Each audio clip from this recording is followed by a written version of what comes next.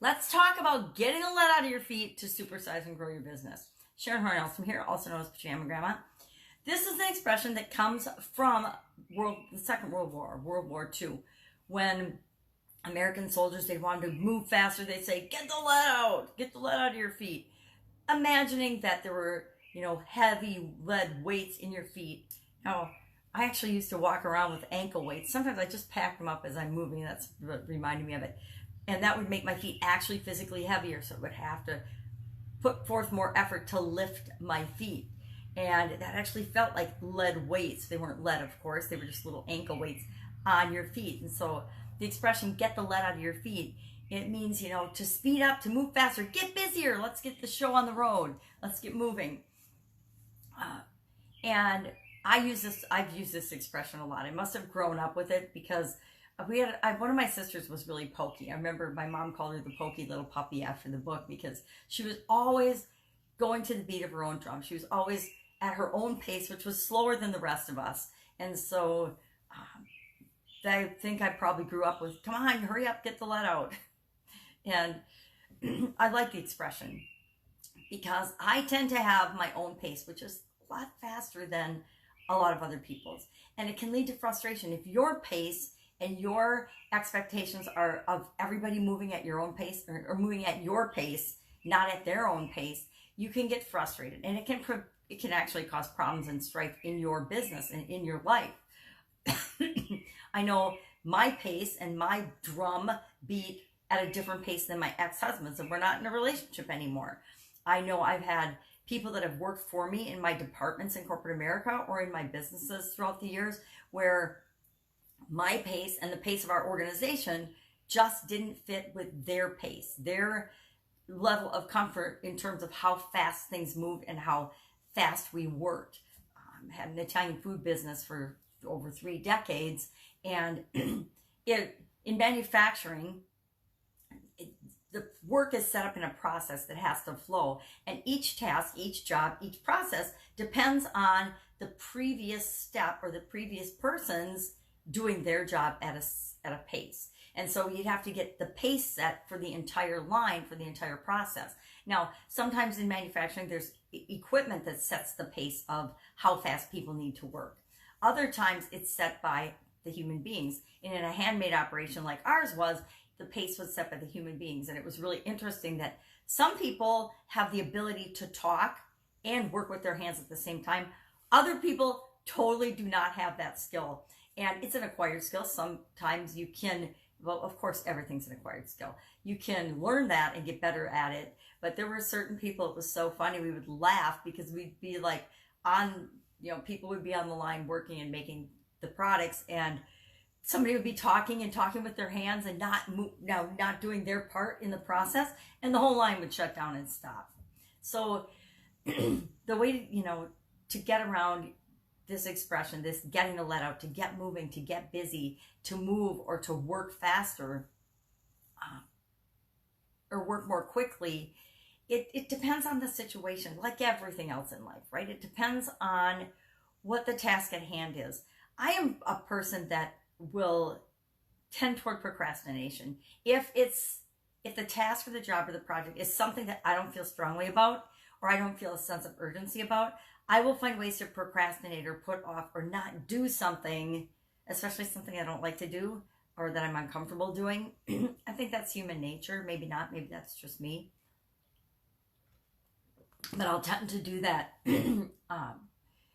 And I think if we're confused or if we're not sure exactly what to do, we tend to procrastinate or work more slowly. When we're brand new, getting to get used to a new job or a new location or a new, excuse my throat, a new situation, we tend to go more slowly. It's expected. We don't immediately start running. First, we have to learn to walk. Whenever we're doing something new, we need to cut ourselves some slack and understand there's a learning curve. And yeah, we'll get better and faster and quicker at something once we know what to do.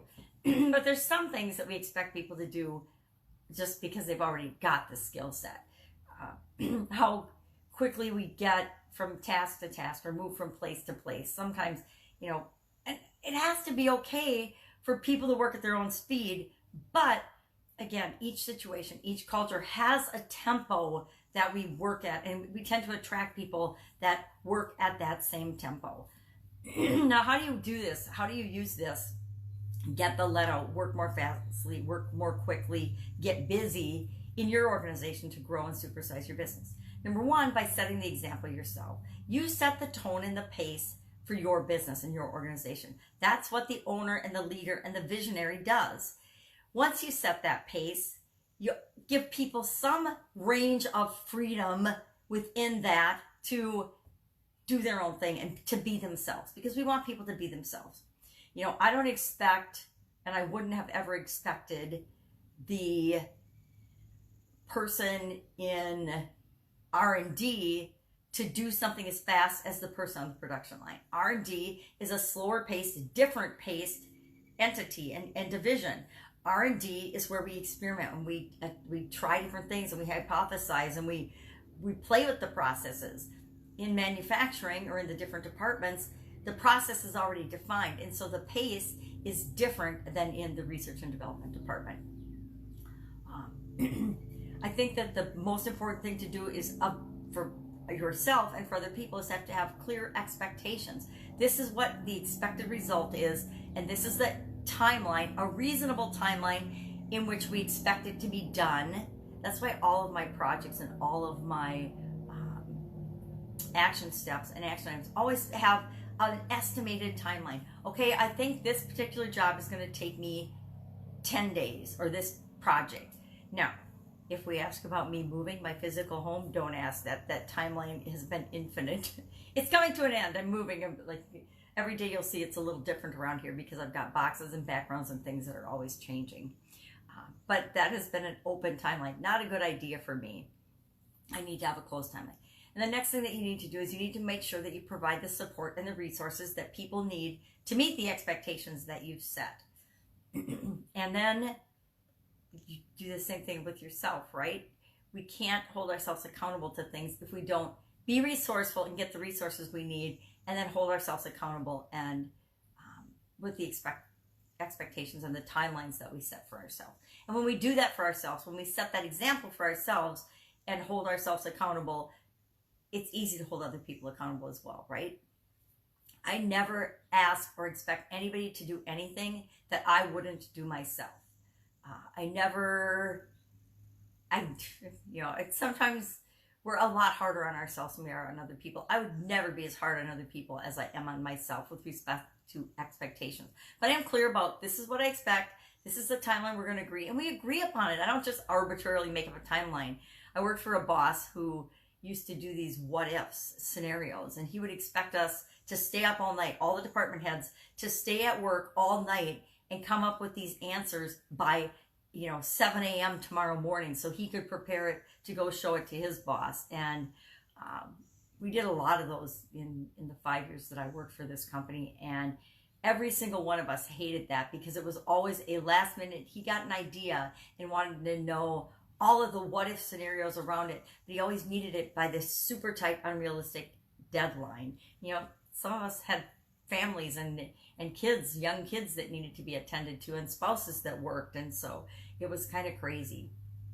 And so I like to make sure that as I'm growing my organization, that I'm clear on, hey, this is the project, let's work on it together, this is the timeline, what works for you, what works for me, this is when we really need it done by. And then we agree on when it's going to be done, and that way I'm not always telling people to get the let out.